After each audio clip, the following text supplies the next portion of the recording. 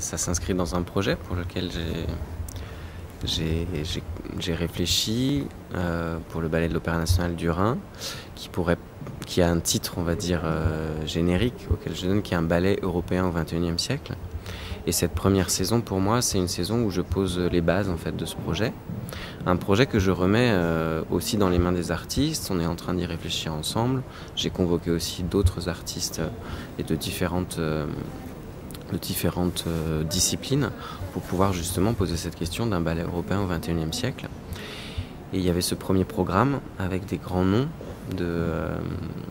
des grands chorégraphes européens, comme je disais, Forsyth, Kilian et Scholz, qui tous sont issus du ballet. Ont travaillé, en fait, ont été formés à cette école académique, mais ont créé des œuvres résolument contemporaines.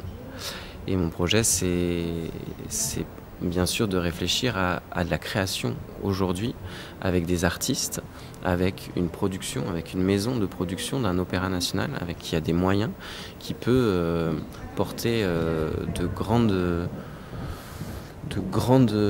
formes, c'est-à-dire avec beaucoup de gens sur le plateau, avec de gros décors, avec des travails sur les lumières, des temps de résidence qui nous sont quand même impartis, et de porter peut-être les classiques de demain.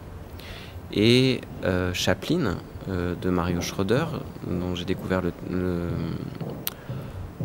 le travail à Leipzig, puisqu'il est directeur du ballet de l'Opéra de Leipzig depuis 2010, rentre dans ces chorégraphes qui m'interpellent énormément, puisqu'il n'a jamais renié sa carrière de soliste académique, mais il a vraiment créé des œuvres singulières en se nourrissant de sa formation aussi à la théâtralité allemande, mais aussi à la psychologie des chorégraphes qui viendraient plutôt de Suède avec le Cullberg Ballet, avec un vrai travail sur l'énergie du groupe et qui reprenait en plus un thème qui n'avait, pour ma part en tout cas, jamais été traité chorégraphiquement, une grande figure. Et donc c'est résolument une création contemporaine en 2010, mais faite pour des artistes de ballet et dans le cadre de grandes maisons d'opéra comme celle de Leipzig. Et nous sommes très heureux, et je crois toutes les équipes sont très fières aussi d'avoir pu porter cette production qui demande un travail dans les ateliers conséquent, un travail sur les lumières, et puis bien sûr en studio les danseurs qui ont vraiment énormément travaillé, et surtout pour cette cohésion du groupe qui m'est très importante. On va reparler, si vous le permettez, de cette cohésion du ballet que vous avez en partie reconstruit à votre arrivée. On reste un instant sur Chaplin quand même, sur cette figure mythique de l'homme Chaplin aussi, puisque dans cette pièce, Mario Schröder évoque la figure de Chaplin, l'homme, évidemment l'arrivée de Charlot, du personnage. Donc il va être question de corps, il va être question de mouvement, il va être question à un moment donné de silhouette, il va être question, je pense aussi beaucoup de politique. Et c'est quelque chose qui tient beaucoup à cœur aussi à Mario Schröder, qui a été très impliqué à Leipzig et en Allemagne de l'Est à l'époque. Et je pense que c'est pas pour rien non plus que Chaplin, pour lui, est une figure humaniste et dans tous les sens du terme. Oui, humaniste, et en plus ça a été, et ça il en parle avec beaucoup d'émotion, et c'est pour ça que c'est merveilleux de le voir travailler, remonter ce ballet, être au plus proche des artistes, et vraiment nourrir les artistes, bien sûr, parfois de quelques corrections sur la forme, mais surtout le sens et toutes les intentions qu'il y met. Il leur parle énormément d'émotions, de pourquoi, il donne beaucoup de sens à chacun, il essaye de nourrir chaque danseur, c'est-à-dire qu'il n'y a pas simplement les figures de Chaplin et Charlot, mais chaque danseur va être nourri de par justement ce contexte et la vie de Chaplin, qui a déterminé Mario Schröder à être danseur. C'est parce qu'il a vu les films de Chaplin, parce qu'il a vu Charlot, qu'il a décidé de danser et quelque part de dévouer sa vie à cet art. Bien sûr, Chaplin, c'est une vie d'artiste avant tout. Alors, qu'est-ce que veut dire une vie d'artiste? On va dire, c'est en tout cas quelqu'un qui a voulu toujours, coûte que coûte, être un homme libre, singulier, qui s'inscrit sur une histoire compliquée, d'une famille où un père alcoolique battait sa mère, mais le spectacle quelque part l'a sauvé, puisque sa mère était artiste.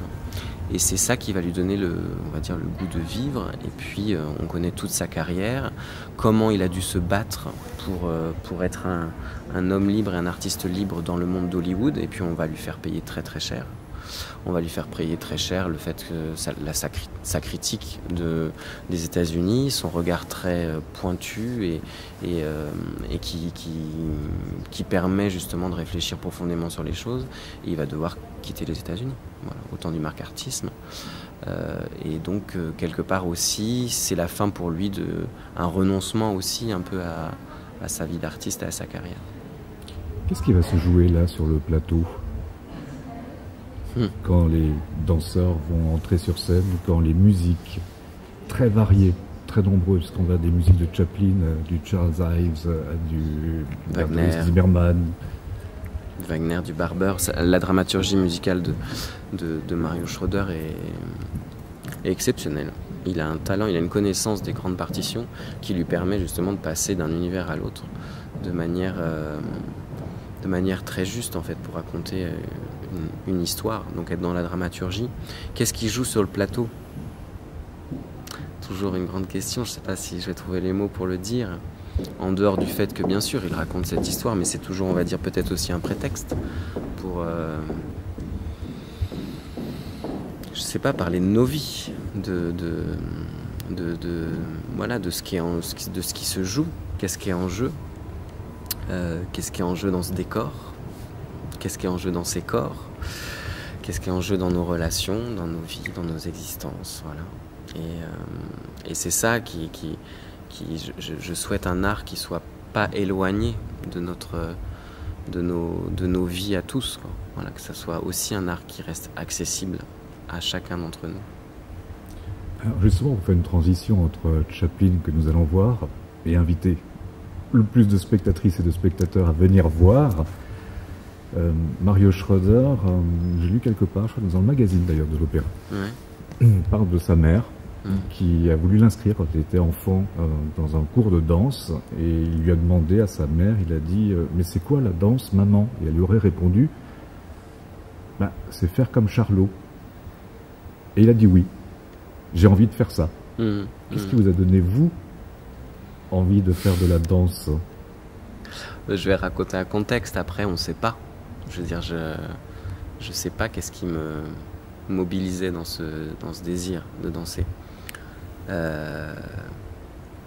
Peut-être aussi l'envie de prendre mon envol. Dans un contexte aussi, chacun a un contexte, mais c'était aussi une certaine liberté à gagner. Et c'est la danse qui m'a appelé.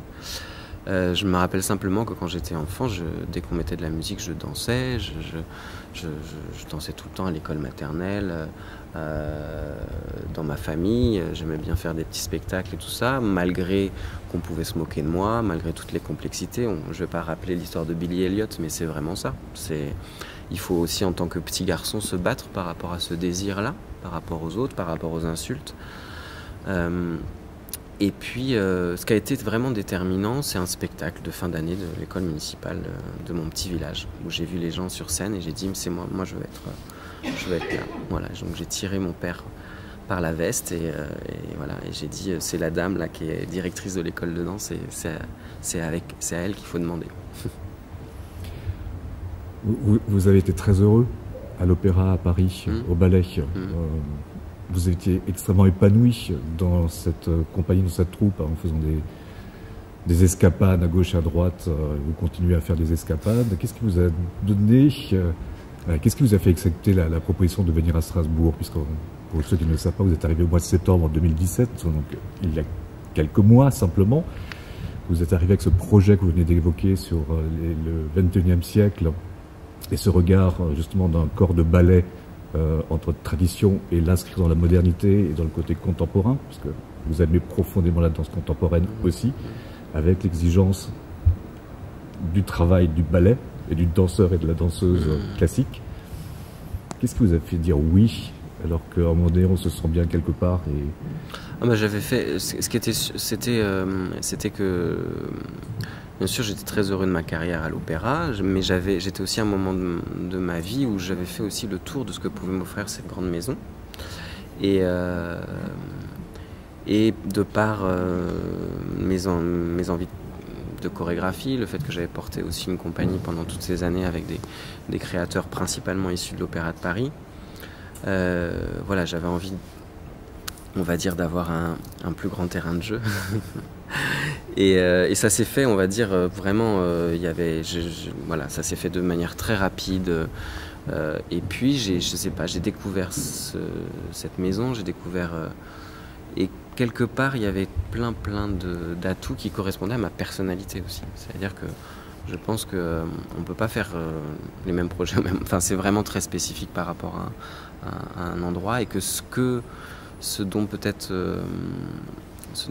avait besoin cette compagnie à ce moment-là répondait à ce que moi j'avais réfléchi pendant toutes ces années à l'Opéra de Paris, et aussi avec ma curiosité par rapport à toutes les artistes indépendants et au-delà de toutes les disciplines. C'est-à-dire que j'aime toutes les danses, voilà, je suis aussi très inspiré par tout ce qui peut se passer dans l'art plastique, dans le théâtre principalement, et je me nourris même parfois plus justement de ces univers-là que à proprement parler du monde chorégraphique que je connais très bien. Et puis c'est une grande chance surtout. Je saisis cette chance, et j'ai vraiment envie de me mettre au service de ces danseurs, de cette compagnie, et puis de l'art chorégraphique. Je pense qu'on est vraiment à un moment charnière où pourquoi, à mon avis, je pose aussi sur la table cette question d'un ballet au XXIe siècle, c'est parce que c'est une question de réfléchir à l'avenir de ces institutions. Et qu'il faut qu'on s'y mette tous pour pouvoir... on est dans des fragilités, on est dans des remises en question permanentes, on doit se battre pour... la culture doit toujours se légitimer par rapport à d'autres peut-être... je trouve pas le terme, mais voilà, par rapport à d'autres entités qui nous permettent plus comme... voilà, ou comme, je sais pas, l'éducation, comme certaines matières. J'ai travaillé longuement avec des enfants, et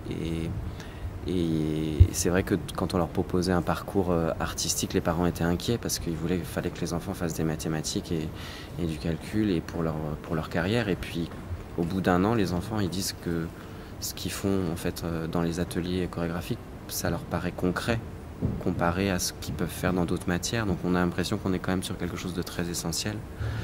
C'est la différence un peu entre ce qui peut être utile, voilà, ou vital et essentiel. Exactement. Et donc nous, on a toujours besoin de se justifier. Voilà. Et c'est cette chose-là, je pense qu'aujourd'hui, il faut que... Voilà, on est tous ensemble en train d'y réfléchir. Emmener une compagnie, créer un nouveau corps de ballet, trouver les équilibres, trouver cette alchimie, faire vivre cette compagnie, vivre avec les danseurs, les chorégraphes, tous les techniciens, toutes les équipes de ce ballet de l'Opéra national du Rhin, c'est une forme d'utopie aussi. C'est une petite micro-société. Oui. Quelque part, je crois qu'on ne peut pas faire autrement que comme on est. Et oui, ça répond justement. Oui, je pense que l'utopie, c'est très important. C'est ça qui permet de continuer, en fait. Sans utopie, on ne crée rien. Parce que sinon, il y a une phrase célèbre qui dit ils ne savaient pas que c'était impossible, donc ils l'ont fait. Voilà. Parce que si on sait que c'est possible, c'est peut-être voilà. Et puis là où je me retrouve, c'est avec aussi le projet d'Eva Klanitz pour cette institution, pour cette grande maison de l'Opéra national du Rhin. Et c'est une grande chance aussi d'être sur les mêmes perspectives. Pour boucler un peu ce premier entretien, ce premier rendez-vous, je reviens à Uwe Scholz, qui était donc présent dans cette première production. Uwe Scholz, qui a longtemps dirigé le ballet de Leipzig, qui est malheureusement décédé, qui avant cela avait déjà fait appel à Mario Schröder, donc le chorégraphe qui propose Chaplin, et qui lui a presque confié en fait cette compagnie et ce ballet comme on transmettrait un enfant, on confierait un enfant. Et je vois que dans le travail de Mario Schröder, dans celui de Scholz, comme de beaucoup de chorégraphes, et votre sensibilité aussi, il y a beaucoup de choses qui sont liées à la transmission. C'est pas pour rien que je pense que vous parlez du monde de l'enfance, du travail que vous avez fait avec les enfants, et de la présence justement pour sortir, on le voit ici dans ce décor, nous sommes dans un magnifique décor de l'opéra de Strasbourg. On voit la scène, on voit aussi un petit peu les coulisses qui sont des lieux de travail. On oublie souvent que c'est beaucoup de travail, on le voit sur cette scène, je vous précise, il y a une barre blanche qui n'est pas dans la scénographie. Pour l'entraînement des danseurs avant le spectacle, pour l'échauffement. Et puis oui, c'est énormément de... Il n'y a pas que les gens qui sont dans la lumière. Voilà. Il y a énormément de techniciens, énormément d'équipes pour faire vivre le spectacle de ce soir. Et cette transmission, ça c'est quelque chose qui vous tient à cœur profondément. Oui, je pense que c'est la transmission, puis c'est la relation. Sans relation, il n'y a pas d'existence. On est en même temps, on va dire, j'ai un terme très fort qui on est condamné à la relation. On est liés en fait. Donc voilà, faire de cette chose-là une chose vivante, positive, exigeante, voilà, puisqu'on a vraiment des choses à défendre. Et ça demande de faire, de se donner, voilà, pour faire véritablement au mieux, agir pour le meilleur. Et oui, donc la transmission.